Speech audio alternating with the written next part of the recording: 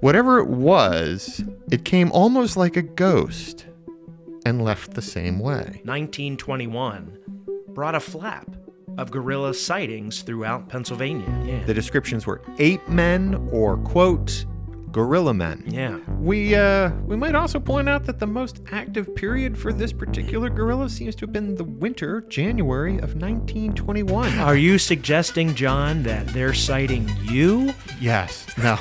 No.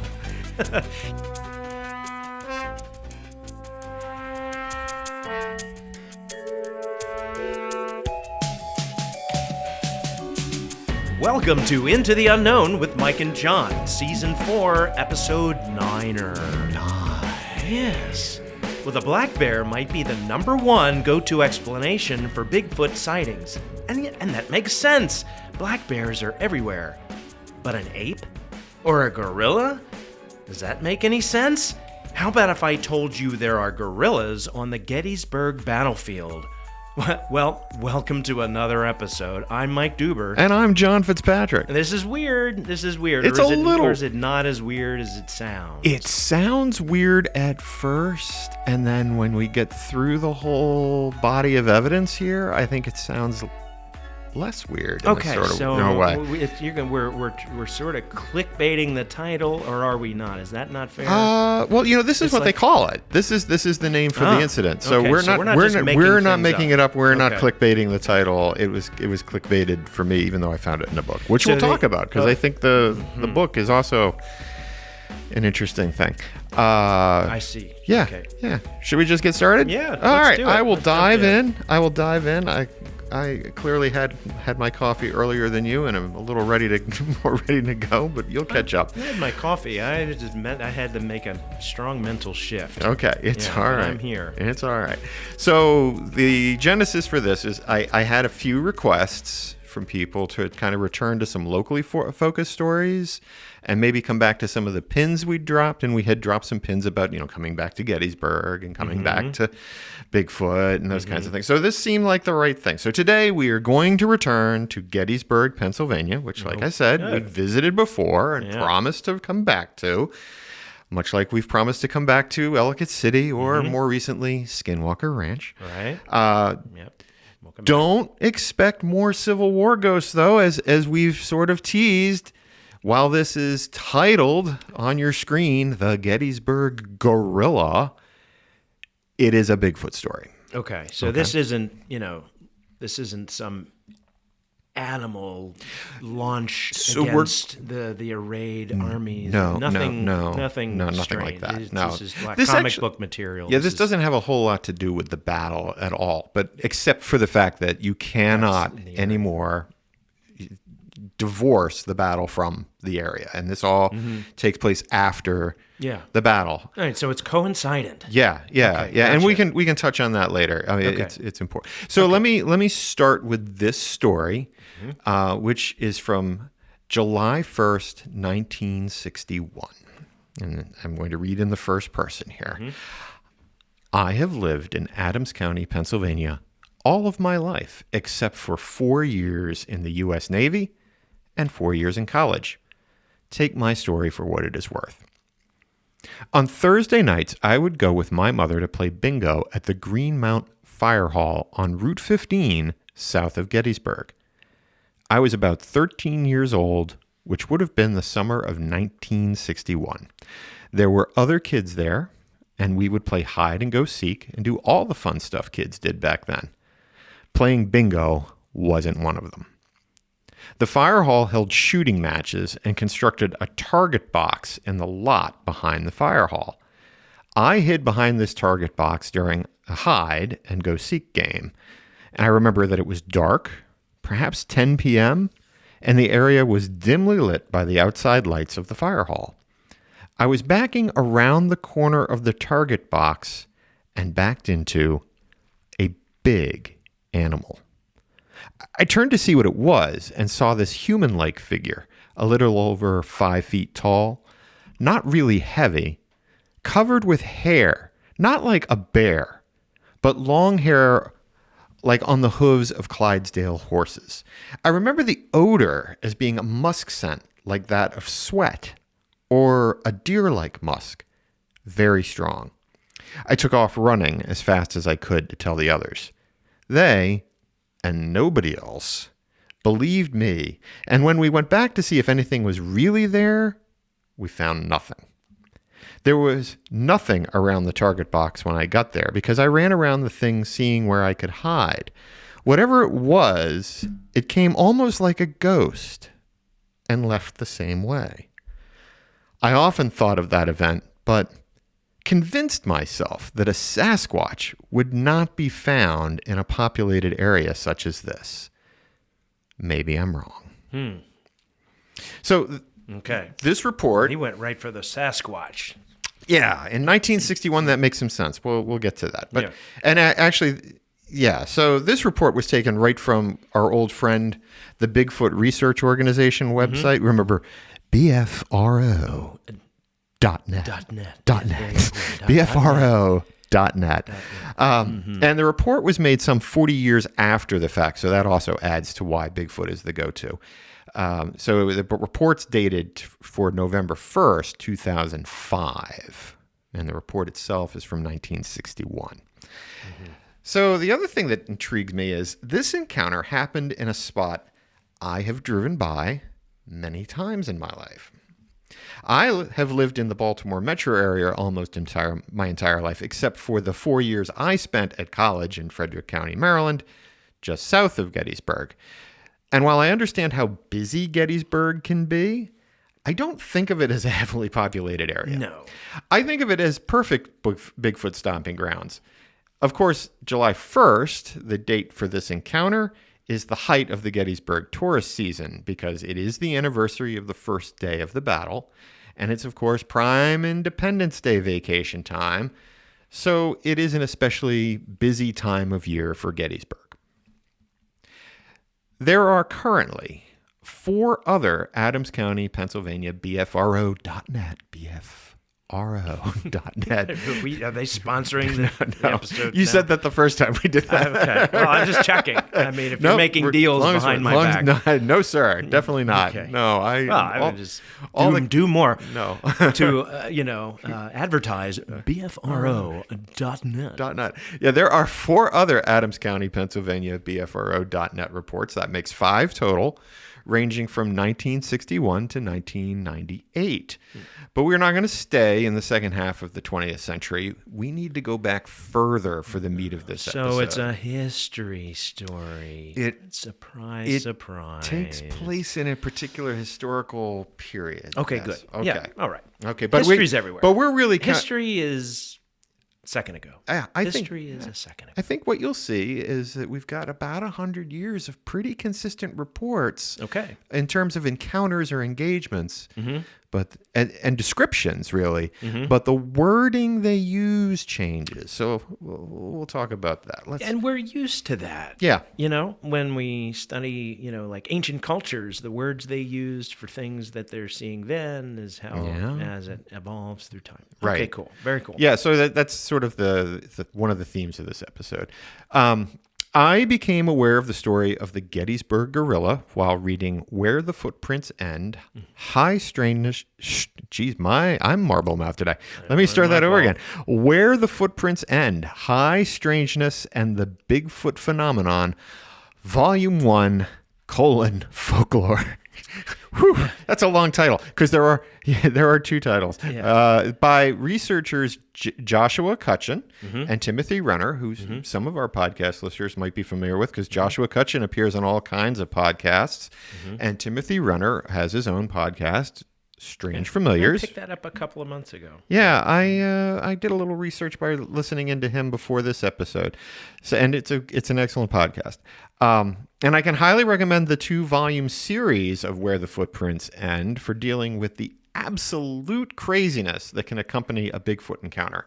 Things that tie the Bigfoot phenomena to ghosts and poltergeists, fairies, UFOs, and other paranormal incidents that flummox those cryptozoologists who insist on a flesh and blood or Paws and Pelts explanation. Interesting. Which was why I was reading up from last week. Yes, and in fact, when we were talking about Skinwalker Ranch, and you gave me all the, what do you think a demon is? What do you think a cryptid is? What do you think?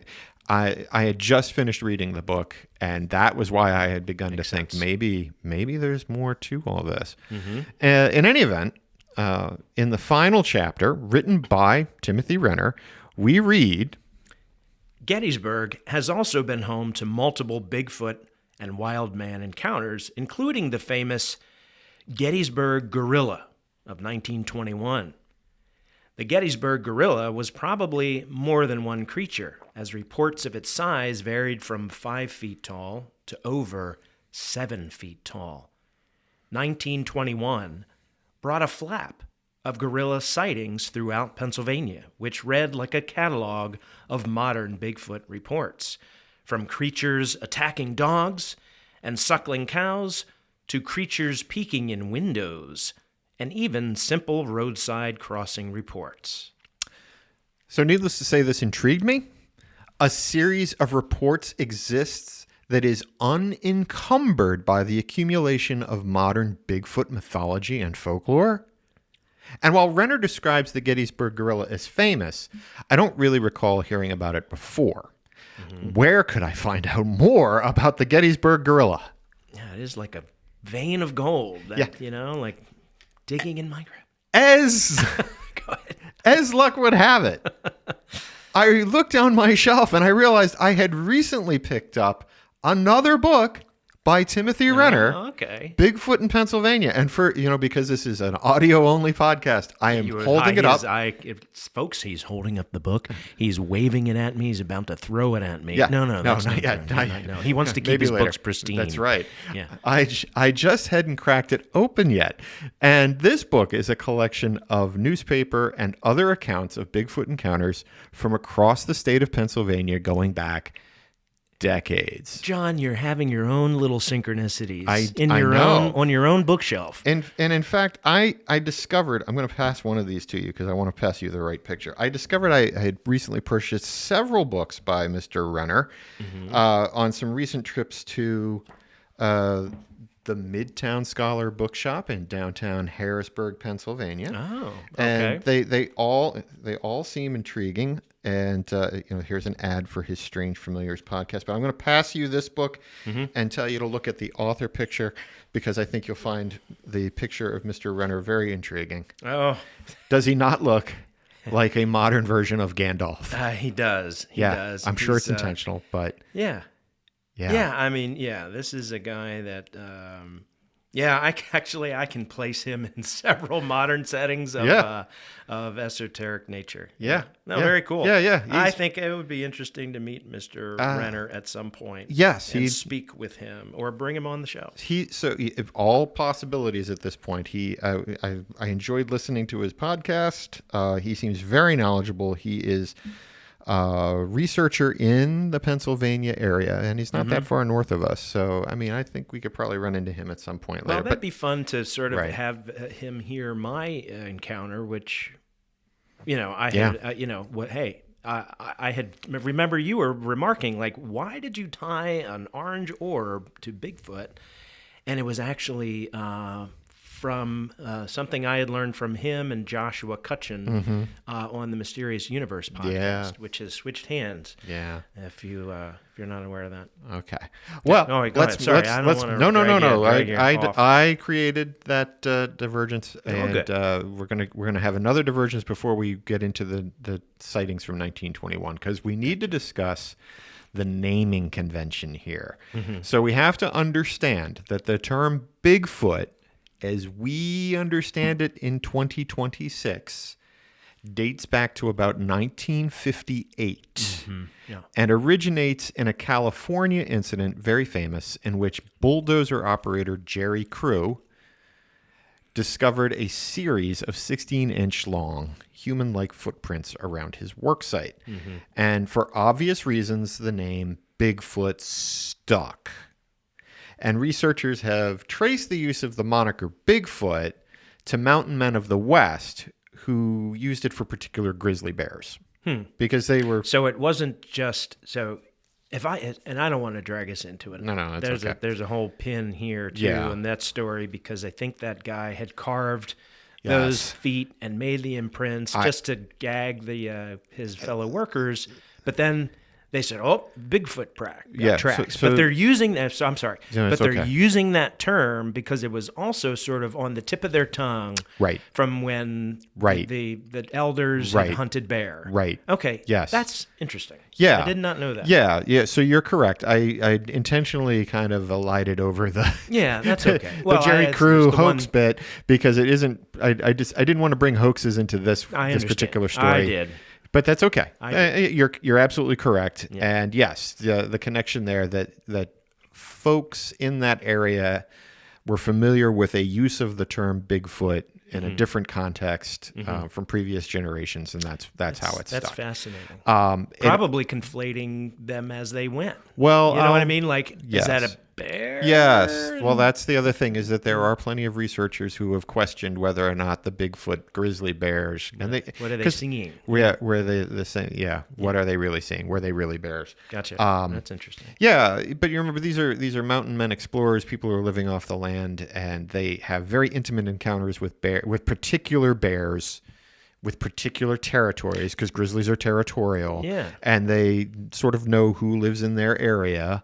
And they nickname the different bears different things. So Bigfoot was one of those nicknames that associated with several different grizzlies. Yeah, and also I think it's worth mentioning here, just because we're smack dab on it. You know, we have a modern day tendency to look at the person that lives on the edge of the wild. What we consider the wild these days. People that live out further than a city, further than the farms, further than the suburbs. And you say, "Oh, well, you saw a black bear," and then to presume that someone that is familiar with the fauna of an area, a hunter, and tell them what they saw it's a little presumptuous. It's a little presumptuous. It's a little insulting. Like, these people are familiar with what's around them in many cases. Yeah, it's funny you mention that. So that's a good segue to this next bit, because just because the term Bigfoot was associated with grizzly bears and didn't really get associated with a Sasquatch type creature until 1958. That doesn't mean there weren't relevant cryptid encounters before 1958. Mm-hmm. And perhaps the most famous of these was 1924's Ape Canyon incident, which took place near Mount St. Helens. This is another pin we can drop, in which the gold prospectors of that case were harassed overnight by, quote, the descriptions were ape men or, quote, gorilla men. Yeah. And if you remember, we touched a little bit upon it in Missing 411 when we talked about the ape sound, or, well, I should say, the anomalous sounds captured in the Sierra Mountains. Yeah. Which has more of an ape-like quality. So I guess we would say, the appellation of gorilla is not. This is not anomalous in the Bigfoot lore. Right. No, by no means. Yeah. By no means. Okay. Maybe I'm just the one that's tripping on it. Everybody else is like, shut up. No, let him keep going. No, it's okay. It's fine. We're touching on all the right things to produce the right context for the story to come. All right. Okay. So prior to 1958, there were reported encounters with hairy hominid cryptids. These were often described in terms of wild men, monkeys, apes, or gorillas. Therefore, we should not be surprised that the Gettysburg witnesses in 1921 described their encounters in terms of seeing a gorilla. And I think that's also important to understand that gorilla is describing something different from a bear. Yeah. At a minimum. Yeah. Something that is not quite human, but is definitely not a bear. Yeah. Okay. Yeah. All right. So now we will get into the Gettysburg incident. So the 1921 Gettysburg Gorilla flap was not limited to Gettysburg proper. In fact, there were numerous incidents across a very broad area of Pennsylvania and even into Maryland. But in this deep dive, we're gonna stick to the original material that is focused mostly on the Gettysburg vicinity, and we may talk a little bit about what's outside and how far in a minute. But Okay. let's start with the first article. All right. This first article is titled, Thought They Saw a Gorilla. Wildest of wild rumors has reached Gettysburg, the Gettysburg Times, January 20, 1921. One of the wildest of the many wild rumors that circulate throughout Adams County reached Gettysburg today. According to the unfounded report, a huge gorilla was spied sitting on a rock near Mount Rock Wednesday afternoon. When the monstrous animal saw that it was discovered by some Mount Rock citizens, it rose, stretched itself, and disappeared into a nearby wood, according to the report. When told this story, one Gettysburg citizen said, "It is evident that some of my Mount Rock friends are seeing more peculiar visions now than they did before the advent of the 18th Amendment." The Chronicle, Shippensburg, PA, January 20th, 1921. It is reported that a man who was cutting wood near Shippensburg one day last week imagined he saw the gorilla looking over a pile of wood at him just as he quit work for the day. Those who know him state that he is a very fast runner, but on this occasion broke all records for speed. Upon reaching home, he discovered he had jarred loose and lost every buckle of his... Yes, it's Arctics. Arctics. I still don't know exactly what that is. I'm assuming it was some kind of shoe that would have made sense in context in the day. And I thought, I've just slammed into a typo. No, not a typo. All right, that is let's correct. read that sentence again. Sure. Upon reaching home, he discovered he had jarred loose and lost every buckle on his Arctics in his mad flight for a place of safety. See, this is what happens when you delve into original source material. Yeah, you dig up all these archaic references. Yes, Arctics, yes, but it's not. Yeah, it's. I mean, it's clearly there just for the drama and a little bit of humor, and what exactly the Arctics were. It was some article of clothing or shoe wear, I guess. But that's not the important piece. Okay. So these first two articles set a lighthearted tone, I think, and the gorilla sighting isn't even taken very seriously. In case you weren't clear on the other reference in there, the 18th Amendment, that was ratified in 1919, and that was the prohibition on alcohol. The implication in the context here being that the new homemade moonshine may have been a bit stronger than the commercial liquor that was available before. Everybody knows when you drink, you hallucinate. Right, which is not the case. That's that's another synchronicity. I was engaged in a conversation just yesterday with somebody where we pointed, we were exchanging paranormal stories, and that came up. No, everybody knows that, and yet it's still the go-to cliche. Yeah. Yep. Okay, yep. You ready? You ready for the next story? I am. I'm ready. Okay. Gorilla story no longer a myth. Residents of Idaville and vicinity conducted chase Thursday night. The Gettysburg Times, January 21st, 1921. That the story of a huge gorilla frightening the people of Adams County is not a myth, but an actual fact, is the emphatic statement of Northern County residents who last Thursday... Just keep going. Start her over. That the story of a huge gorilla frightening the people of Adams County is not a myth, but an actual fact, is the emphatic statement of Northern County residents who late Thursday night took part in a general chase in the vicinity of Idaville. For several days, reports believed to be entirely unfounded reached Gettysburg from Northern County people stating that they had seen an animal believed to be a gorilla prowling about their property. At first, these reports were discredited by the majority of people who heard them. Now they are known to have originated from authentic sources. Thursday afternoon and evening, a general chase with the gorilla as the objective was conducted by the residents of Idaville and vicinity. The animal, described by some as a gorilla and by others as a kangaroo, was first seen at Snyder's Hill between York Springs and Idaville, where a number of men failed in a combined attempt to capture or kill it.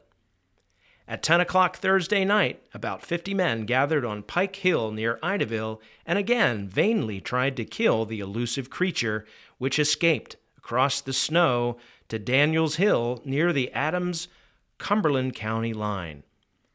The theory advanced for the animal is that it escaped from a circus train during a railroad wreck several months ago. So far, no damage has been done, excepting the robbery of a smokehouse attributed to it. Excellent. Okay, so this article, I think it can be fairly said, features a tonal shift. It specifically recognizes that the first reports were dismissed, but this one exhibits more cause for concern. And I want to tease out a couple of details. Just simply note them. First, quote, described by some as a gorilla and by others as a kangaroo is a bit curious. So a little bit of a digression here. Yeah. Maybe, because like I said, part of the thinking here is that maybe all of this is the same phenomena. The digression. Cryptozoology researcher and writer Lauren Coleman has described out-of-place kangaroos across America, even giving them their own cryptid category. And Linda Godfrey, chronicler of the Dogman, relates many descriptions of the canine cryptid as having sloped shoulders, much like a kangaroo.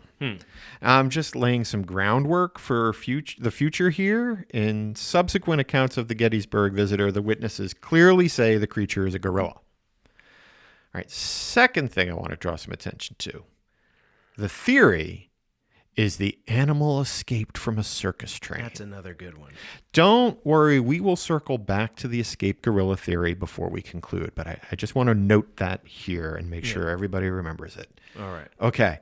Deep breath. Maybe a sip. Yeah. You ready for another?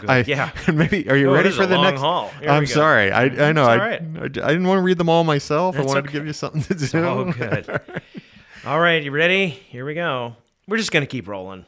We're just going to keep rolling. You're going to do it. Here we go. See gorilla again. Waynesboro man on way to work saw it. The Gettysburg Times, January 27th, 1921. The gorilla visions of which have been reported in this county and which has furnished news stories from various sectors of the state has been seen again in Waynesboro, it is said. Harry Shingledecker, an employee of the trolley company in Waynesboro, was on his way to work Wednesday morning and while passing the baseball grounds, saw something he took to be an animal. He arrived at the car barn in an excited condition. He said the animal was about the height of a man. Brave men start out to get gorilla. Waynesboro, January 28th. Harrisburg Telegraph. When Harry Needy of Rouserville started for town after supper Wednesday night, his path was crossed by a great black object, which he believes was the gorilla that has been reported in sections of Franklin and Adams County recently. Needy beat it for McLeaf's store, where after listening to his story, a party, which later totaled 25 brave men, started to comb the fields and dark spots in and near the town. Several shots were fired by members of the party who thought they saw something. 2 of the shots took effect in the bodies of innocent dogs who were participating in the chase. In the meantime, a number of young single and married women who were visiting among their neighbors became excited, and as the time of going home approached, sent out SOS calls for escorts. For an hour or two, seeing a lady home became the prevailing duty of a number of Rouserville's Beau Brummels. The gorilla is still at large. I don't know what a Beau Brummel is either. Again, in the context, it makes a degree of sense that these are your gallant young men. It's like, it's interesting to see these things. In fact, I'd say this is even a charming little image of 1920s life in some ways, interrupted by the potential terror of a savage ape on the loose. It sounds like they were bored out of their minds. Yeah, we see the trolley company, the general store, the ladies out for an evening of gossip, the gallant young man willing to see them home safely. Of course, we also see the trigger-happy male populace all too ready to take quick shots in the dark and accidentally killing a couple of dogs. I guess, thank goodness, John Wick wasn't around back then. Given the strength and ferocity of a great ape attacking a puny domesticated human, maybe they were right to shoot first and question later. I suppose. Yeah. That seems... No matter what the era, yeah, shooting into the dark is, probably not a good idea. I have an aside in a later story about something similar. Let's note a couple of features in these two articles that are classic Bigfoot encounters. In the first Schindeldecker encounter, the mystery animal near the open grounds of the baseball field, not unlike how the young man in the opening story encountered a cryptid lurking around the edge of the forest and an open recreation field.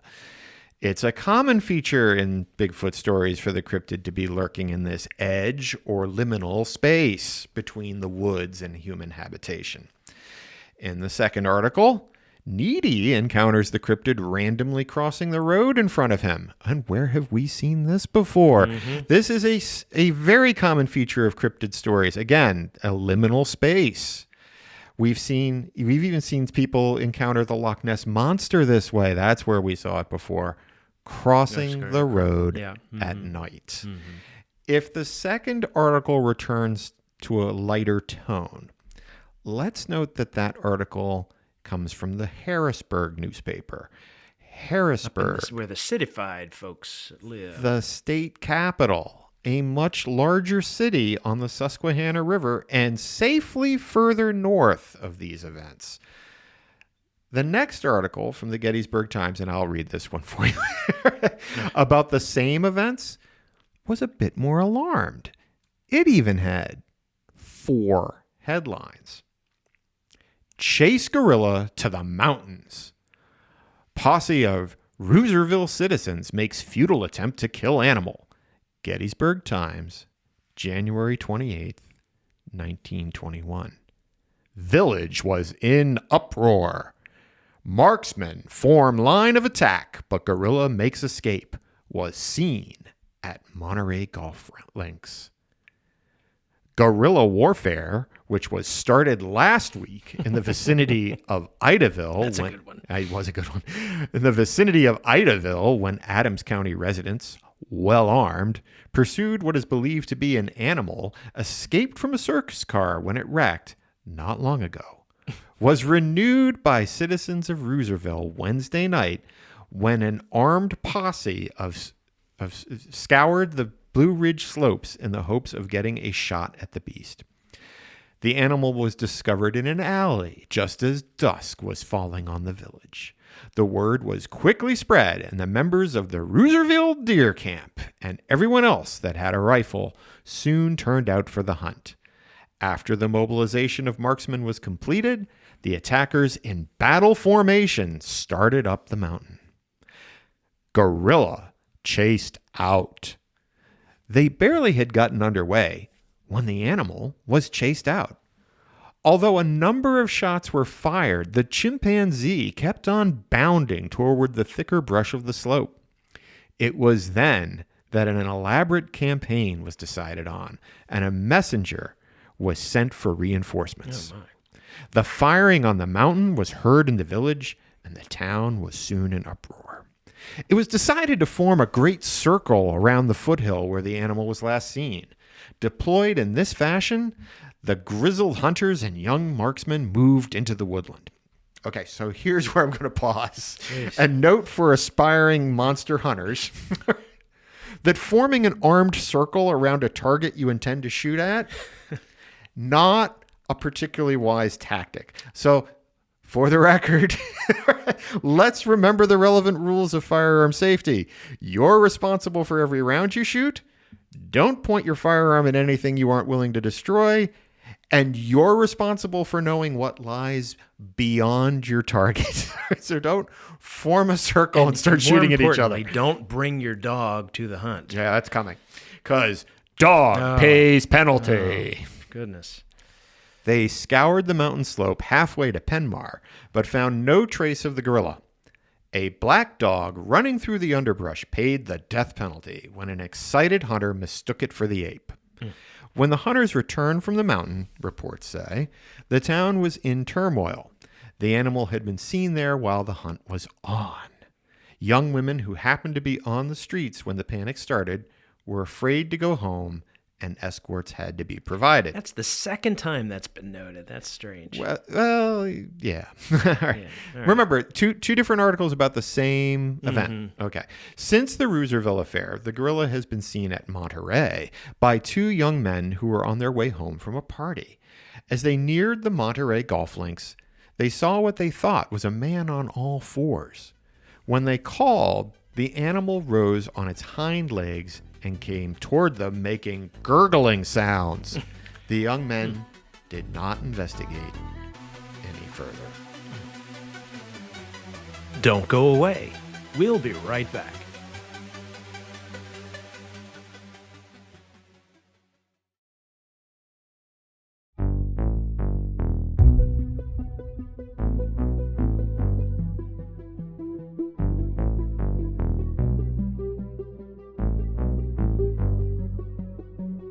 Okay, let's note and admit into evidence the fact that while the articles from Harrisburg and Gettysburg are broadly similar, there are some differences, which may or may not be contradictory. I'm actually not bothered by what might appear to be discrepancies, such as the fact Mr. Needy's encounter with the cryptid crossing the road isn't mentioned, or that the first notice of the cryptid was in an alley. The fact that both newspapers reported this disturbance means that something did set Roosevelt on edge that night. One of the criticisms we often hear about reports like this is that newspapers back then were, as if there's a difference really, were less interested in facts in this era and more interested in selling papers and filling column space. And there is some truth to the filling of column space because the size of the paper didn't change, but your stories did from day to day. But claiming there was a turmoil of this sort in Roosevelt, if nothing happened, wouldn't be good for selling papers. The residents of Roosevelt would have addressed an outright falsehood in some way, shape, or form, probably through letters to the editor, but that doesn't appear on the record. Another detail from the Gettysburg version is worth noting, that during the chase, the gorilla was seen back in town.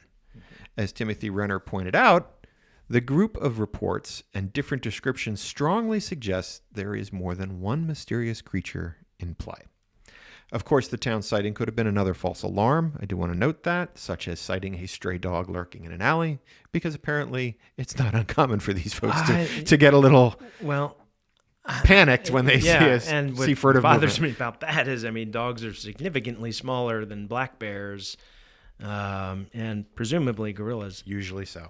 Okay, right, you ready for the next got article? Another one, sure. I gave you a rest. Thank you. Saw gorilla in daylight. Animal has haunt in mountain according to reports. Gettysburg Time, February 1st, 1921. The big gorilla, which has been wandering in the mountains of southern Pennsylvania for some weeks, has turned up again near Penmar, according to reports from that section. The big ape has been seen by John Simmons, who resides between Penmar and Rooserville, Saturday afternoon, while the light of the sun was so bright it could leave no doubt upon the mind or vision.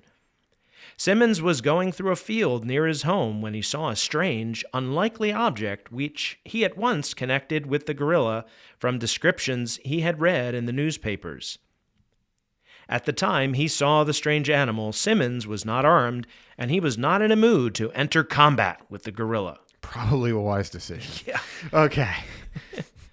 As often happens in these flaps, this rather placid report was actually the last in the series of stories from the winter of 1921.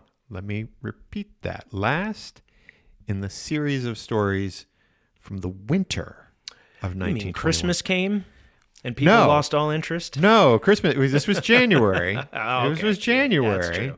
But I want to come back to that. So no more was seen of this beast until August of 1921. Okay. All Ready? right. Yeah, I'm ready. Town residents see gorilla. Strange beast shot at by York citizen. Found footprints too. The Gettysburg Times, August 9, 1921. It's in again. After having passed out of the limelight several months ago, the well-known gorilla is back. It was in Gettysburg several nights ago, according to information from well-informed circles. It was not only seen, but shot at. Whether or not it was wounded is not known, but it departed hurriedly from Lower York Street in the direction of Biglerville. Not long ago, a woman residing on York Street saw a strange object about 4 feet high moving along the fence in the rear of her house, it is said, and being alone, she rushed to the place next door seeking help. The man of the house secured a shotgun. He too saw the beast. He fired. The gorilla dropped to the ground. Thinking he had bagged his game, the gunner went toward the fallen animal. When a few feet away, the beast jumped to its hind legs and chased the man into the house, residents of that part of town declare. Those who ventured to look out say the animal disappeared in the direction of Biglerville. In fact, they declare an examination of the ground in a field revealed footprints of the beast. A number of York Street residents have oiled shotguns long obscured, and a second visit by the beast to that part of town would probably result fatally for it. Others believe the animal, by this time, has returned to the fastness of the mountains. Okay. Oh, that's a little more action. Yes. So this story, because of the high drama, is perhaps the most famous story in the series. The creature appears in the town of Gettysburg, although I'll point out, when I went to look at the maps last night, this is not directly in the center of town. This is on the eastern outskirts of the town. Okay. Particularly back in the 20s. It scares a woman who raises an alarm. An armed man blasts the gorilla with his shotgun, seeming to hit it at first, but then the beast revives, chases off his attacker, and then escapes into the woods. It is the shotgun blast that is most memorable and elevates this story into a true tale of high strangeness that earned the Gettysburg Gorilla a mention in Where the Footprints End. Because this is a bulletproof Bigfoot. And it won't be the last time we've heard of this. I'm not sure if it's the first. In fact, I suspect it isn't, but it's definitely not the last. Yeah. Let's note this encounter describes the size of the beast as about 4 feet tall, maybe half the size of a typical Bigfoot description. But that is in the neighborhood of the beast described in our opening story from 1961. It also puts one in mind of Pennsylvania's Albert Witch, a pesky cryptid we talked about in another episode, titled The Albert Witch. Yep. Although at 4 feet tall, if I remember correctly, that might make it one of the larger Albert Witches. Yeah. Yeah. Okay. Yep. The size is also interesting in light of shrugging off a shotgun blast, which, shotguns, they're often described as you're not just shooting somebody, you're sort of chunking off a piece of meat when you get hit with those. Yeah. It's one thing for a 9 foot tall giant weighing 500 plus pounds to resist gunfire. It's another for a teenager-sized animal to withstand a shotgun blast. It's also interesting to note that this article specifically mentions the discovery of footprints associated with the gorilla's retreat. I'm not drawing conclusions. I'm just noting some of these interesting little facts. Okay. This story was picked up by the wires, and versions of it appeared across the Mid-Atlantic region in the Altoona Tribune, the Wilkes-Barre Time Leader, the Newcastle, Delaware News, the Trenton, New Jersey Evening Times, and the Washington Times. So actually, there are 2 more Gettysburg Times articles from August 1921 describing sightings of the gorilla, but they're mere sightings, so I didn't copy them verbatim. I don't want to undercut the drama of the shotgun ignoring Bigfoot. So they're just sightings. There are no other misadventures. So let's ask the pertinent question. Was it actually a gorilla? I think we should start with the assumption that some animal was seen in the course of these encounters. While it is true that newspapers were less finicky in this period about reporting facts, I believe the local papers would be less inclined to fabricate stories completely because it would be too easy to prove the articles as lies. Small towns are small towns. People talk. It is possible the story is embellished, and certainly the wording of the articles sometimes prevaricates and hedges. Reports indicate, residents declared.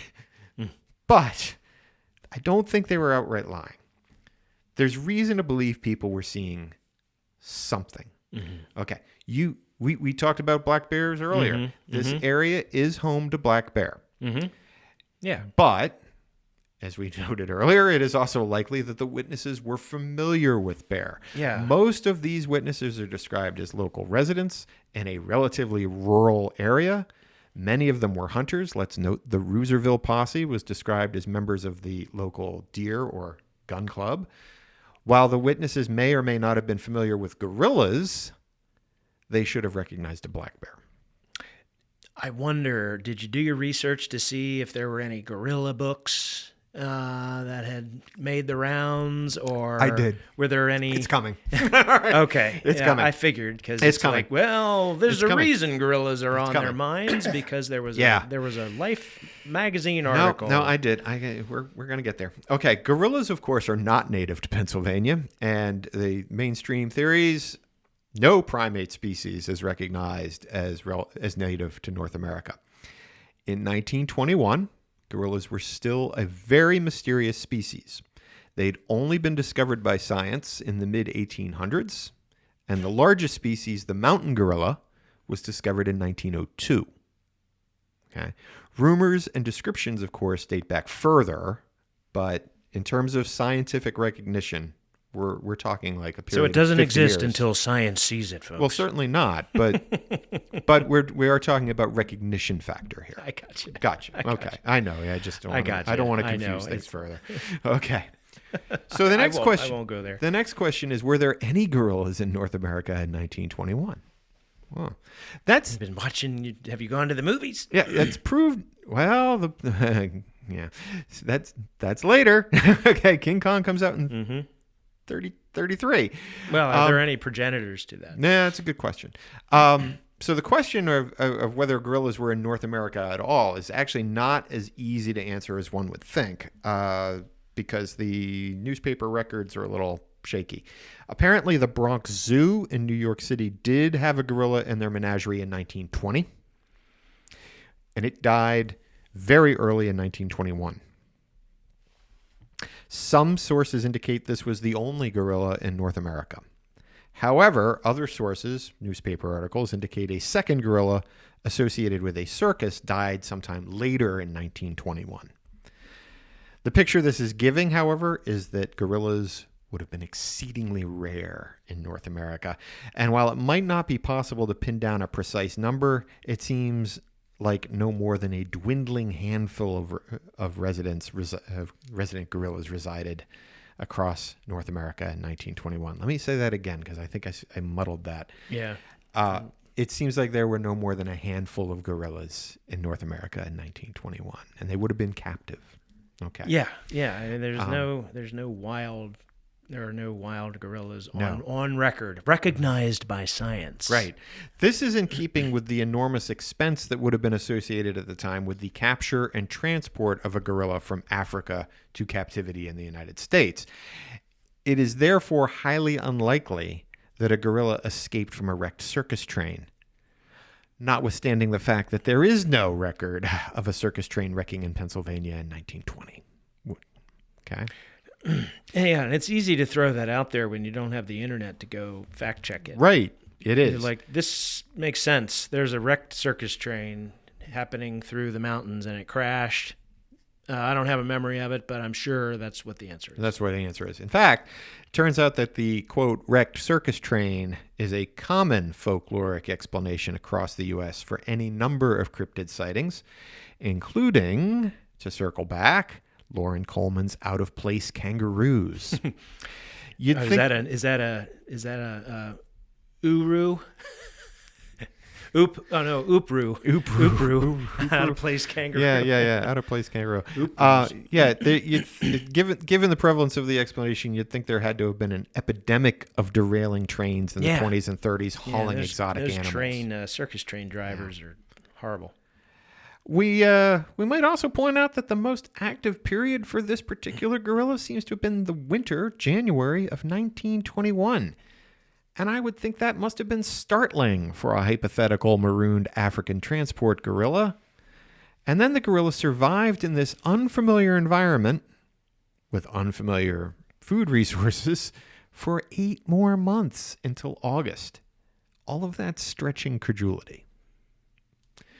Quick side note you can take or leave. This gets back to your point. Gorillas, or more generally apes, were in the pop culture in 1921. Edgar Rice Burroughs' Tarzan of the Apes was published 9 years earlier in 1912. The series was still being published and was actually widely popular in 1921. If actual opportunities to encounter gorillas were rare for most people, this series may have presented an accessible, if inaccurate, image and idea of their behavior. The apes that raise Tarzan are uncivilized, but they do organize into a society, have a language, a set of rules they live according to, and rituals. And in fact, later writers have even tried to explain these apes as a tribe of missing link hominids rather than the gorillas known to science, to kind of reconcile all of that. Because Burroughs was writing purely out of his imagination. I don't think he encountered a gorilla. No. The themes of... You were going to say? I'm just curious. I guess there are reports being written by the zoological societies that are putting out images, graphs of images made by artists to depict it. And so it was available for Burroughs to look at, and then to write against. Right. Okay. Yeah. Right. But he didn't let all that stand in the way of a good story. And not just him, everybody else. So, right. Yeah. Right. All right, go ahead. Okay. The themes of Tarzan also tied into the ongoing debate about teaching and accepting evolution in U.S. culture at the time, which soon erupted into the Scopes trial, which you may or may not be familiar with, in 1925. So the biological relationship in the history of man and apes was very much in the public consciousness in the early 20s. While none of this directly provides a reason for Pennsylvanians to start seeing gorillas in their midst in 1921, see what I did there? Yeah. Okay. Yeah. I saw that. That's good. The animals were part of the zeitgeist at the time.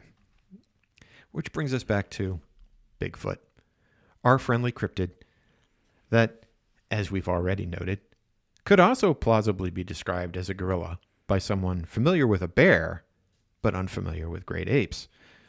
We've already pointed out how these old stories mirror current reported Bigfoot encounters, mysterious footprints, half-glimpsed man-like figures striding across roads, lurking around habitation, confounding hunters, disappearing when chased. Even the conjunction of high strangeness involved here, such as surviving a shotgun blast and lurking around a notoriously haunted battlefield, are actually quite common for Bigfoot reports. The consistency over decades is amazing. Another BFRO.net, BFRO.net report from 1997. You ready? Yeah. I live in a fairly remote part of Adams County, Pennsylvania, and the event in question occurred near my house in the Michaud State Forest near Ticktock and Pine Ridge Lane. The forest here is mainly white pines and oak. It is at a high elevation, and there are enormous amounts of mountain laurel and high rhododendron. On this morning, I awoke for a morning bow hunt. When I left my house to walk half a mile to an area I had seen some deer sign previously, I noticed that the weather was going to be perfect. There wasn't any wind at all, and it was cool, so the ground was crunchy. While walking to my stand in the dark, I got maybe 200 yards from my stand, and I heard this noise that scared the hell out of me. It was sort of like a howl. I had never heard anything like it before in my life. I tried to rationalize it as a wild dog or coyote and continued on. A short while later, I was 25 feet up in my stand, watching the woods around me as lightness came. Shortly after daybreak, I heard several deer crashing through the laurels towards me. I readied my bow, and 4 does came running within 15 yards. They appeared to be spooked by something.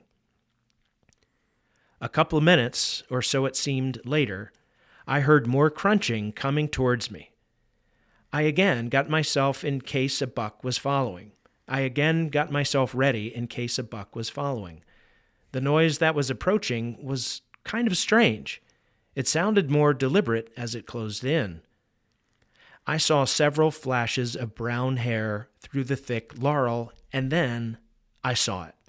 It was no deer. It was a bipedal creature about 7 to 8 feet tall.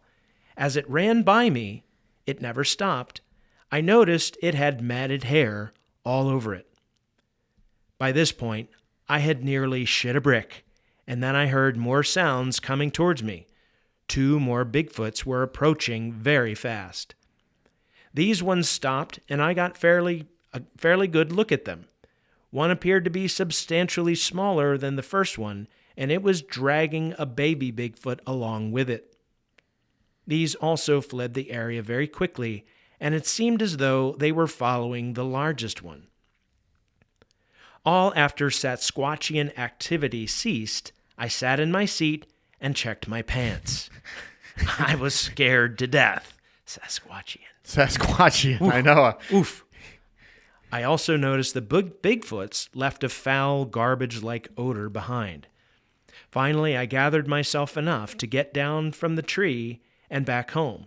I have not returned to this spot since I had that multiple Bigfoot encounter. Since that event, I have seen other evidence of Sasquatchian activity here. I think this area is full of Bigfoots. Wow. Sasquatchian. Wow, Sasquatchian. Yeah. That is a well-coined term. It is a good term. Yeah. I think we'll need to keep that in mind for later. Yeah. I'm going to have to look that up. I know where Michaud is. TikTok and Pine Ridge Lane. Interesting. Yeah. No surprise. You can look this up because it'll be in the show notes because Yeah. maybe this guy's right. There's a Pennsylvania Bigfoot Encounters interactive map. And it plots this particular BFRO.net report. And the map shows about 18 reports in the general vicinity of Gettysburg. The majority of them are in the Michaud State Forest on the northern ridge of South Mountain. Mm-hmm. Okay. Yep. One of our favorite parts of the Appalachian Range. We've been to South Mountain several times. We will be there again soon. Yeah. So some quick hits from that Pennsylvania Bigfoot Encounters interactive map, which you can find in the show notes. I'm sad that this thing is not nationwide, by the way. It was fascinating. You mean the interactive map? The map. Yeah. And it's just Pennsylvania, but it overlays these reports on a Google map and a Google photographic terrain map, satellite image map. Yeah. So you can see where all the stuff is. It's crazy. Well, this is, while we're paused and we're about to enter a new section, if you watch that hunting Bigfoot show, I guess the most popular one that's got it's about 6 seasons now, they're using these interactive sightings as, a data cloud to suggest that there are movement patterns, and if they have notions of migration, time periods, and so forth. So using the times and the sightings, they're making inferences as to where to go look. So for those of you to think that this is just fanciful hogwash, I don't know if you're listening, you probably don't, but they're using very scientific methods to try and get to the bottom of what's going on. Yeah. So that's pretty, so I like the idea that you mentioned the map. I think is interesting. It's a great way to use data. I intend to return to the map when we finish this section out and do our ending rift. Gotcha. Okay, so let's do the quick hits here. Yeah, sure. Most recent. These are mostly recent. Franklin Township, PA. February 10th, 2001. 2 friends found a couple different sets of large, barefooted prints in a remote area. Gettysburg, PA, May 2001. Over previous 4 years, woman has seen a dark, 6-foot dark figure on their property. On numerous times, they have smelled a fish-like and garbage-like strong odor. She has felt being watched, found plants and shrubs trampled outside the house window, and most recently, a circular ring of small, broken sticks around a maple tree in the yard. Gettysburg, PA, June 1st, 2011. Man driving to work near midnight sees a 9-foot-tall creature eating food from a KFC bucket from a dumpster. Gettysburg, PA, June 4th, 2011, 8:30 p.m. Man driving with wife saw at a distance of about 40 yards ahead of him a large, tall, dark-haired humanoid darted out onto the highway, 4 lanes wide, and bound across from north to south into the adjacent woods. He states that it seemed to take only 8 to 10 long strides in order to cover the width of the highway. He also states that the beast was carrying an object under its left arm but couldn't make out what it was. He said it looked towards him, and he was able to get a look at the face, which was lighter in color than the rest of the body. It was somewhat different than Bigfoot images he had remembered seeing. The face and chin were distinctively long. Fairfield, Pennsylvania, winter, 2013. Woman hears whoops, wood knocks, footprints in and around their property that border a state forest. Biglerville, PA, June 20th, 2013. 3 people hanging outside a house at a fire pit were making Bigfoot calls. An hour later, they heard grunt noises and saw a creature sneak up onto their property towards the house.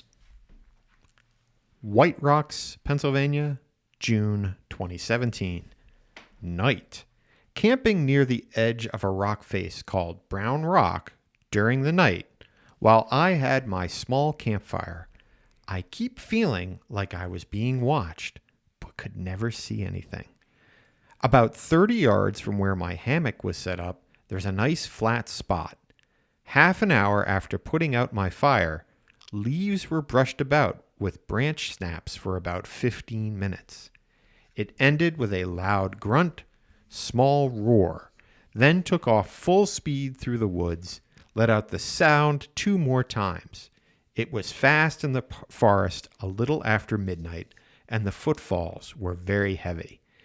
It left for about 10 minutes, only to return and repeat the same actions as before with the brush for about another 10 to 15 minutes, and then it was gone. Never heard it come back or leave. So there you go. Yeah. That's nearly 100 solid years of fairly consistent Sasquatch encounters around Gettysburg. Amazing. So when I looked at the map, Yeah. it drove home how often I'd been by so many of these spots. Yeah. Are you suggesting, John, that they're citing you? Yes. No.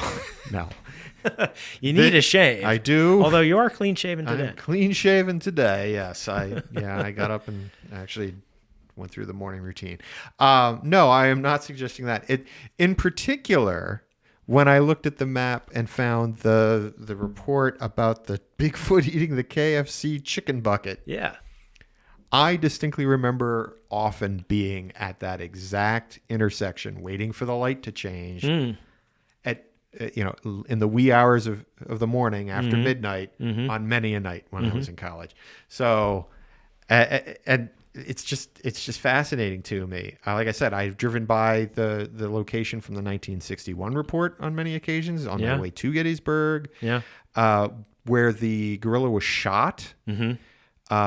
The area has changed quite a bit, but now you basically get off of I used to go up there to grocery shop my senior year of college because you'd go up the highway, you'd get off going back towards Gettysburg in that spot, and there were a bunch of now there are big box stores there. It's sad, but but how mundane things happen. But it's also very intriguing when you realize, oh my goodness, this story happened someplace where I have been. Well, I mean, if we hearken back to the Sykesville Monster episode, we started by saying, John, you had to drive right past within, I don't know, what, 200 yards? 200 yards or so, yeah. Of the sighting. Where you were seen, yeah. Yeah, just to get here. It happens. It happens all around us. I mean, the hill where, it was seen in Sykesville is, less than a couple miles from here. Sure. And of course, I drive through Ellicott City and past all the haunted spots all the time. I don't even think twice about it. Been there plenty of times late at night. Right. Never thought twice about it. We're talking about Skinwalker Ranch, where all of these strange, a large collection of anomalous events sort of collect there as different binnable activity.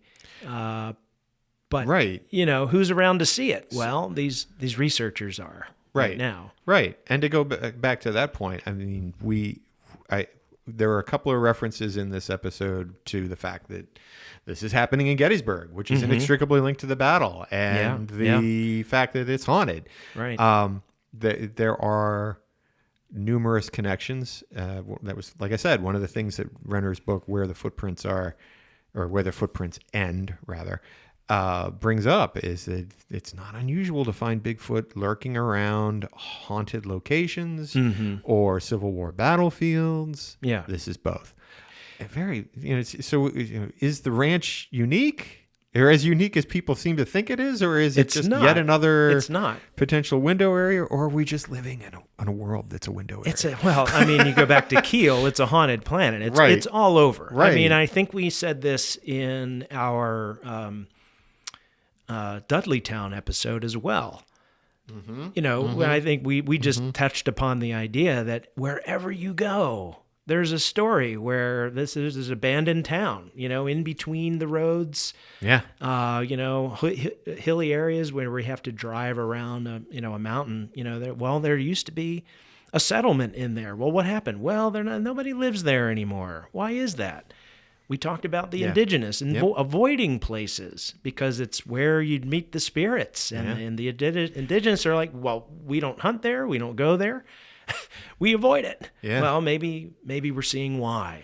Well, and we're willing to live there. So all of that brings up the fact that the other thing I found intriguing and why I was so disappointed that the Pennsylvania interactive Bigfoot map didn't extend further is that you can look at the map coming down. So there are some things happening around the Gettysburg. In the greater Gettysburg area, most of the events and encounters are on the mountain ridges, mostly South Mountain, which is there. That's where the Michaud State Forest is.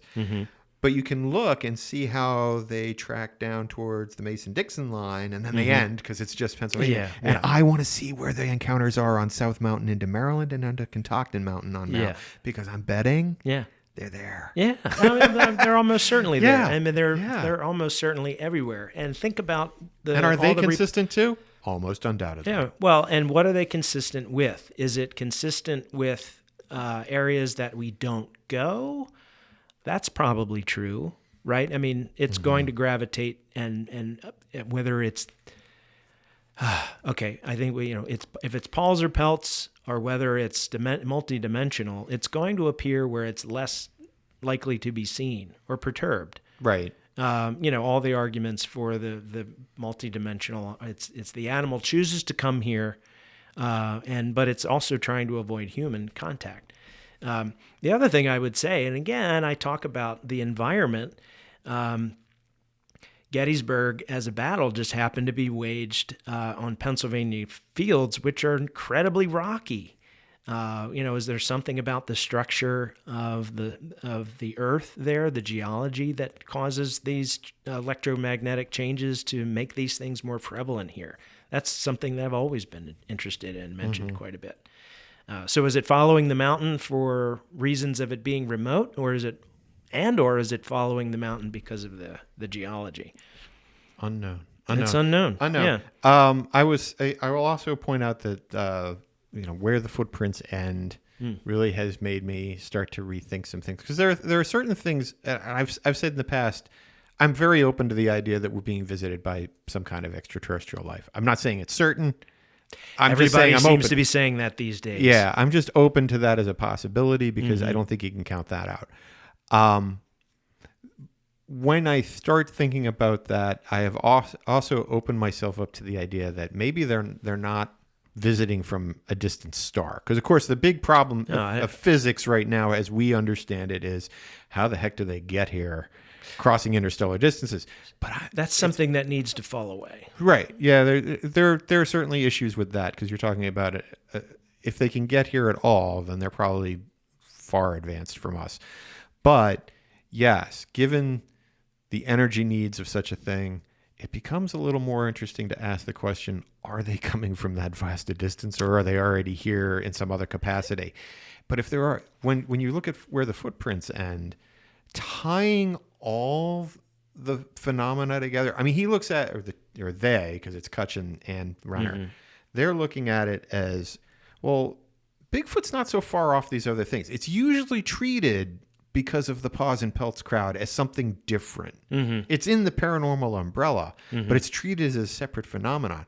But when you start to look at all the high strangeness that is around Bigfoot, to include UFOs, UAPs, it's not that different from the other stuff. So how are they all related? You have to leave the mundane behind. I mean, and also, we may have to face the idea that the science that we, the firm ground of science that we stand on, and believe me, I believe in science, and I believe that things that we can test and are repeatable, it's true, right? But there are things that we don't know.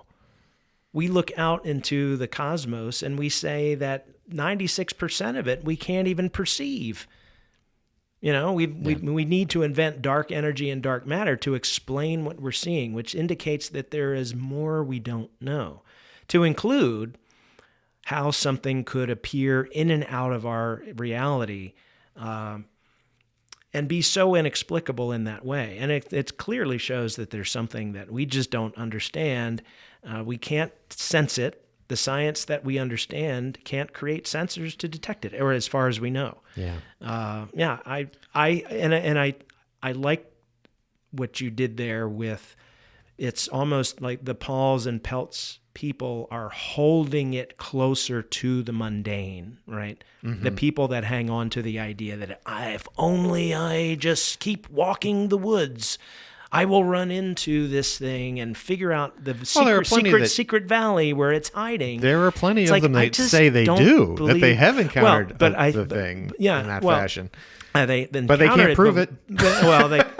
They can't prove it, and then that doesn't mean that it's not, again, phasing in from some way, in some way, using some mechanism that we're not aware of. And that's where they are. And they would maybe congregate in a place just because it's hidden.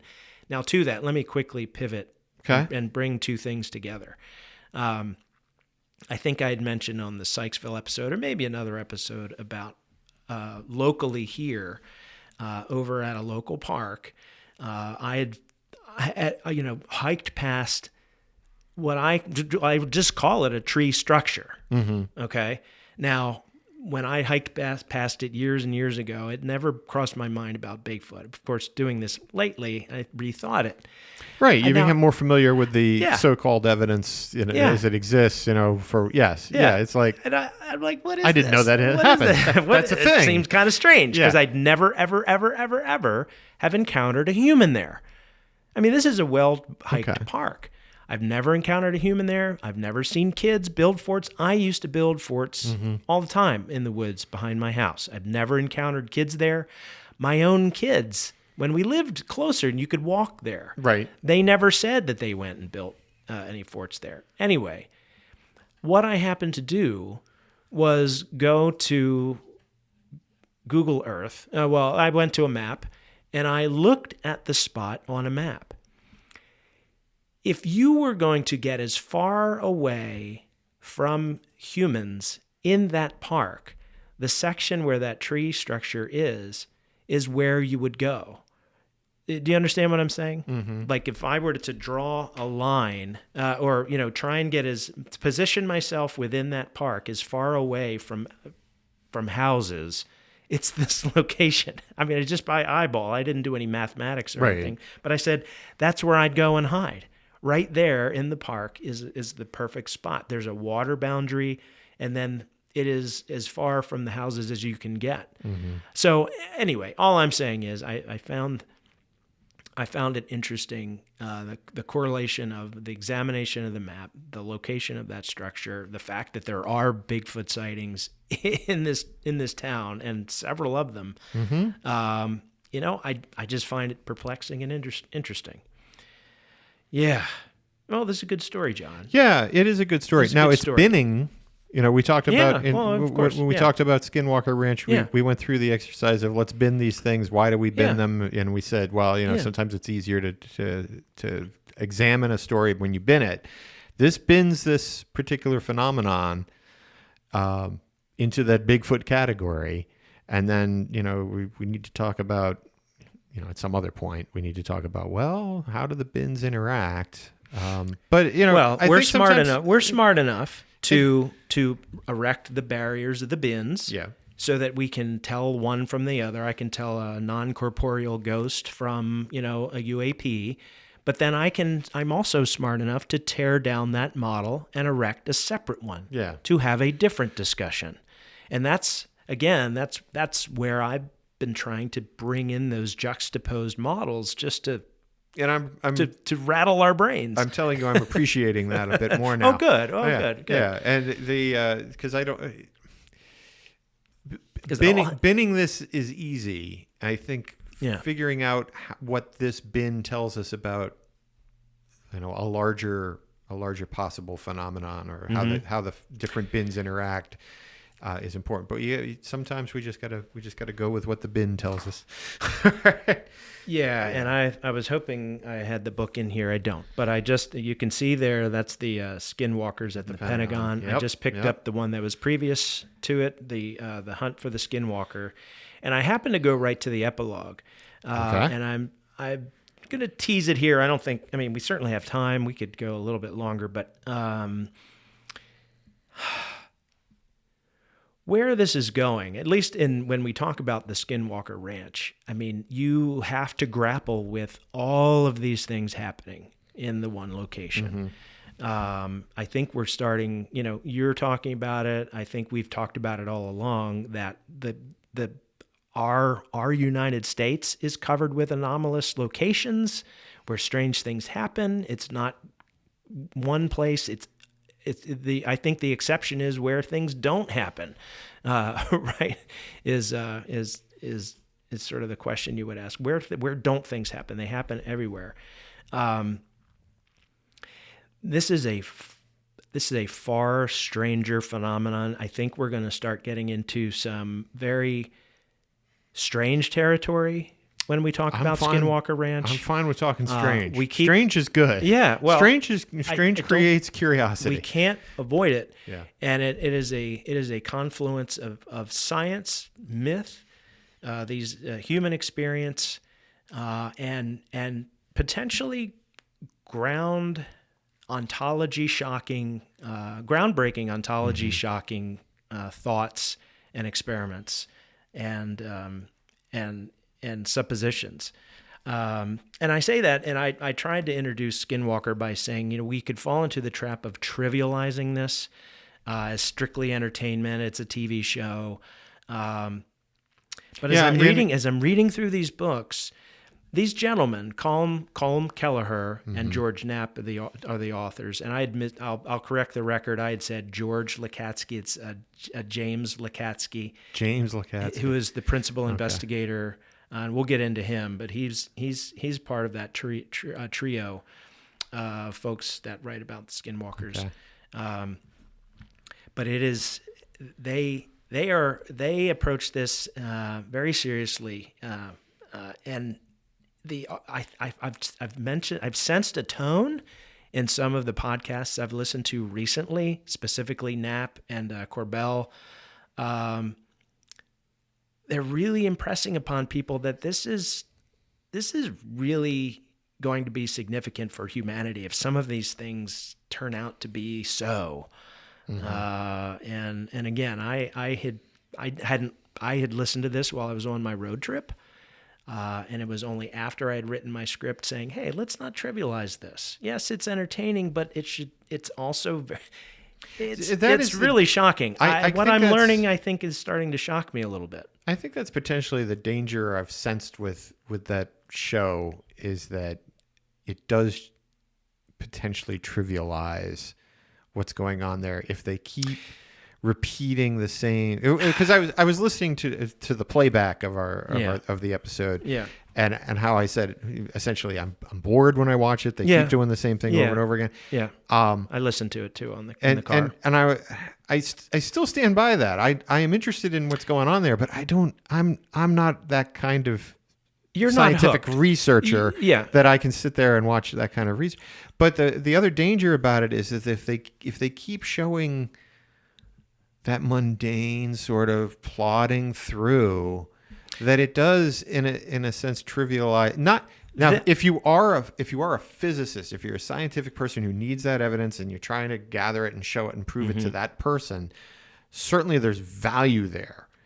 But on the other hand, it would be their tact as they're taking it now. The danger is somebody like me comes in and says, they haven't proven anything in 7 seasons.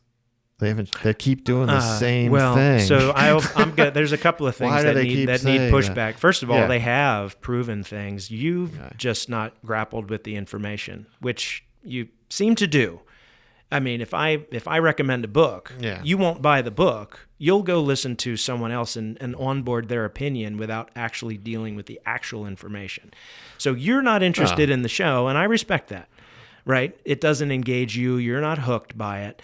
They're in a tough position to show the investigation as it does plot along, but make it in a season of weekly episodes. But they trivialize it also by not publishing this data in a peer-reviewed document. How do you know it's not out there? I don't know that it's not out there. I think that would have come to light. Maybe so. But there's also the question would be that I would have for you at that point is, what are they allowed to share?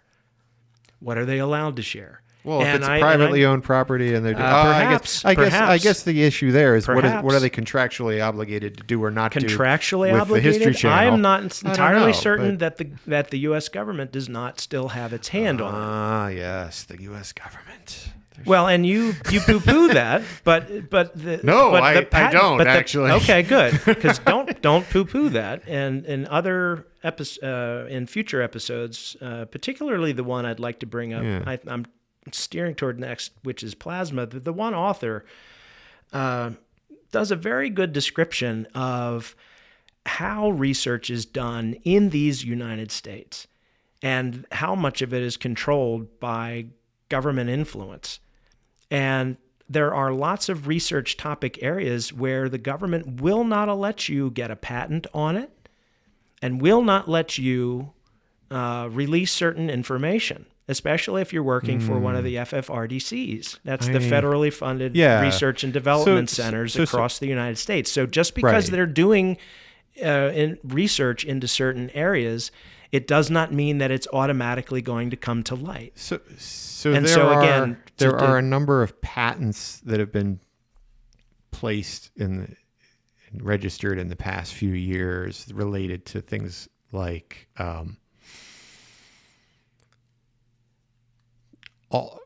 gravity drives, right, warp drives, and some other odd things. Fuel, I'm trying to remember because I wasn't prepared to discuss this today. Energy engines. There are some things that seemed far out there, and a lot of those patents have been placed in the office by individuals, but because of research that was being done on the behalf of, say, the U.S. Navy, I think comes to mind. I haven't gone to look up that stuff, but I am familiar I've seen with a couple of those. I've seen yes, and because the question then becomes, well, what if they've allowed those patents to go into the record? What have they done that has, for national security reasons, been kept out? Right. Because patent protection is only so good, and one of the things it's not good at is allowing an adversary to go in, grab the same patent, and go do it. In some cases, as I understand it, right, national security is primo, and I would agree. I mean, but listen, believe me, I'm not somebody that says let all the secrets go. I mean, obviously, but I think if you see something that's like, well, why would they let that through? And the answer would be, well, it's too well known. And why not? Yeah. And because one of the things that the author did say, and this is Robert Temple, has said, he said, to be fair to the government, there have been some patents that they eventually let. In other words, like, hey, we're going to block this for now. And it could be the case where they're saying, okay, well, we need to do our research on what you're saying in this and decide if we need to can let this go. If we go back, but then eventually they say, in some cases, like, okay, you can have a patent on that. Yeah. You can monetize against it, or this can be known. Yeah. And that was part of the question, back in the other episode. Are there some ideas that are just not safe to share? I would also say that, strangely enough, this ties into the Ouija board episode, number 2. That's sort of the best hits. It's kind of funny because we discussed in that how there is a difference between, the allowing the patent for the Ouija board and endorsing it as it works. Right. So there are cases where that's a good point. The technology appears to work and be novel, but that doesn't mean that if you built the machine you could, tomorrow based on the plan in the patent office, that it would do exactly what it's supposed to do correctly. It might still be clunky. It might still be like 90% there and not actually producing. So if you've got like a gravity drive patent in the patent office and somebody built the thing from that under license, it's not a guarantee that the gravity drive is 100% going to work. It's going to. Well, it's a patent for a method that may not be a complete method that's going to get you where you think you're going to go. Right, and it's still pushing the technology forward. It may need to be done in conjunction with other technologies before it's going to actually work. Yeah, it's not a guarantee just because something's in the patent office. I'm backtracking a little bit for this. That it's a functioning thing. But if you're putting that in and you're saying, I created this under the auspices of U.S. naval research, that's a good indicator that something's being pushed, that technology is being researched, being pushed forward, being looked into. These days, if you still have this naive view that the government is fully open kimono with everything, you're a fool. No.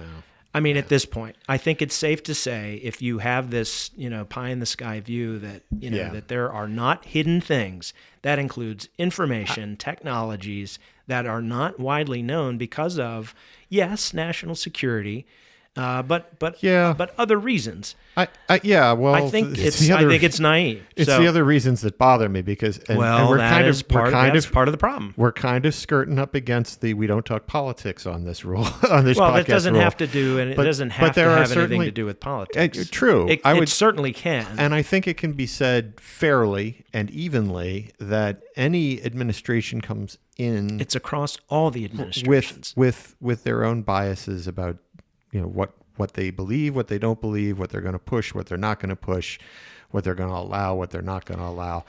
The other thing here too is that for that, and again, I think our listeners are wise folks, right? And for those that maybe are new to this, do not consider your government to be sort of this monolithic thinking entity. Oh no, there are factions upon factions upon. And I say factions, just sections and groups and agencies that all have... All bureaucracies have their own internal politics. Personalities and cultures and thoughts, and they all have this huge universe that they work in.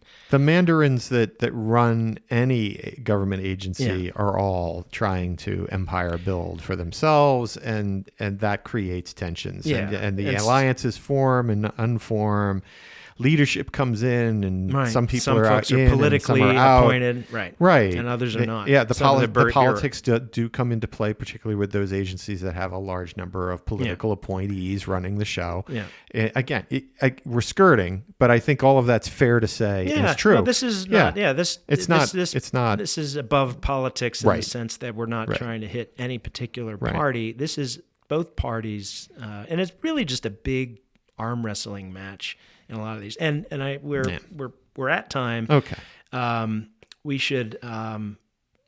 I don't know. This is certainly building up to a disclosure discussion that we should probably have, because it's kind of funny that the Gettysburg Gorilla is pushing us towards the disclosure conversation. But yes, and it's all linked. I think we'll have that from one to the other. I think we can have that later on this summer, because I think it'll be a huge topic. What with Steven Spielberg's Disclosure Day movie coming out, and who knows what else? I mean, we've got all kinds of other disclosure relevant information being pushed. So. There's disclosure information, what that looks like, what's happening out there. There are very real world event things happening.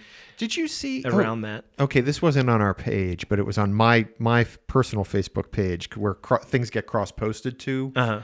So the post we had for the Skinwalker Ranch episode, when I posted it to the Instagram for Into the Unknown, that cross posts to my personal page. My aunt, 70-something aunt, weighed in. She said, "Oh, this will be so exciting when we." Let me call it up. Really? Yeah. Hold on. Let me call this. I don't. I got to be honest. I probably didn't recognize it was. That's right. I do. I'm sorry. Okay. I check it rarely. Yeah, I know you're not a big. I'm not daily. You're not a big social media guy, so I don't really expect you to. Here we go. So it's the Skinwalker Ranch ad, basically saying, "Hey, we're releasing this. Then go listen to it." Blah blah blah. So my aunt weighs in. She says, "It looks like pretty soon we won't need sci-fi shows, movies, or podcasts to be spooked by our friends from outer space. It will be reality." That's amazing. Isn't that crazy? Wow. And I mean, that is just flying off the tongues of. Yeah. I won't call your aunt mundane, but in the grand scheme of relevance, I didn't expect it at all. And I don't know if she's listening to the podcast People or not. People are waking up. I just pointed out to her, because she used the phrase "spooked by our friends from outer space." I said, "Can we be sure they are our friends? And are they from outer space, or even from outer space?" Well, that's the other thing. That's the other thing is we're learning that it doesn't. We're stuck in this old paradigm that the big boundary to get here is hundreds of light years. And even at the speed of light, it's going to take X amount of time. It's like, this is such old. This is such old. I mean, it's relevant because that's Newtonian physics, and I agree with Newtonian physics. However, and you had mentioned this earlier, right? If they're advanced than us by 1,000, 2,000 years, they're going to be able to crust this difference. More. Yeah, they may have figured. It's possible they could have figured that out. Although Newtonian physics is Newtonian physics. The energy requirements to do such a thing it's are a mathematical incredible. Model that describes certain interactions at a certain level, but it doesn't scale. It's simply trying to. It's also pushing me to ponder the possibility that there is a something there. And it's here. It's not from outer space, from a distance. It's something's already in our vicinity. It's already here, and it has been. I mean, that's the other thing is, and I think, and this will be the final thing, and I'll let you respond to it. That what it is, in many cases, and I'll even go so far as to say, in most cases, is very subtle. And I will harken back again to our Skinwalker Ranch episode where Thomas Winterton drives onto the ranch at 1 a.m. and notices the basketball in the middle of the yard. And it strikes him as odd, but then he dismisses it. Subtle. Very subtle. Why is there a basketball there? What was bouncing against the house? Subtle. Yes, there are many, many, many very mundane explanations. Mm-hmm. If you're going to use Occam's razor, it's the kids or the Satanists. Yeah, or the right? Satanists. On the other hand, that subtle paranormal event, right, is very subtle. Anyway, we'll leave it there. Let's leave it there. Did you want to respond to that? No, let's leave it there. All right, let's leave it there because I'll just take the closing minutes to remind people to go to our hub website of itupodcast.com, our Facebook page. Can be easily found, and we've got over 150 some followers. We are on all of the main streaming platforms. If you're listening to us now, you found us. Congratulations. Yeah. You found us on something. Yeah. We are moving towards YouTube as well. That's an easy place to find us if Eventually. you're not there. And we're there. It's just Right. where are we going to put video up? Yeah, I guess Eventually. that's the part that's moving is that it's still all audio there. Yeah. And we've got some. I'll just tease that we've got some big things coming in the next few weeks. Yeah. I'm pretty excited about. Yeah. I think we're going to talk some more about books. We may talk more about John Keel. We may talk more about how the phenomenon all ties together and what it means to be human. So all of our big topics coming soon. They're coming soon. Yep. Okay. Yeah. And I'll be done. Awesome. Thank you, John. Yeah, I would just give a shout out to my friends that I met in Gatlinburg and Maysville, Kentucky on my road trip. Really happy to meet all those good folks in those towns as I made my way through. I got out and was able to talk to people and passed out cards. Of course I did. Yes! And I just had so many awesome synchronicities with some really amazing people out there. Okay. Like Sam at the spice shop in Gatlinburg was very helpful and knowledgeable, and Katrina over at one of the shops up on the main drag there. And then, of course, Bunny in Maysville, Kentucky, who is my neighbor. So did you actually? I ran into a kind of a neighbor. She's just down near Frederick, but goes down there and works. So it's just a lot of fun to run into people and then just see how small the world really is. Yeah, that sounds great. Yeah. And now I will tease. I ran into an old dear friend. And we had some discussions about her father's work with MUFON. Oh, cool. And so we're working on thought to bring her on and to talk about that. There's just a lot we could cover there. Cool. So some teasing we did. Okay. All right. Anything else? Let's call it. Call it. Hey, folks, thanks for listening, and we'll see you next week for another cool episode. Bye.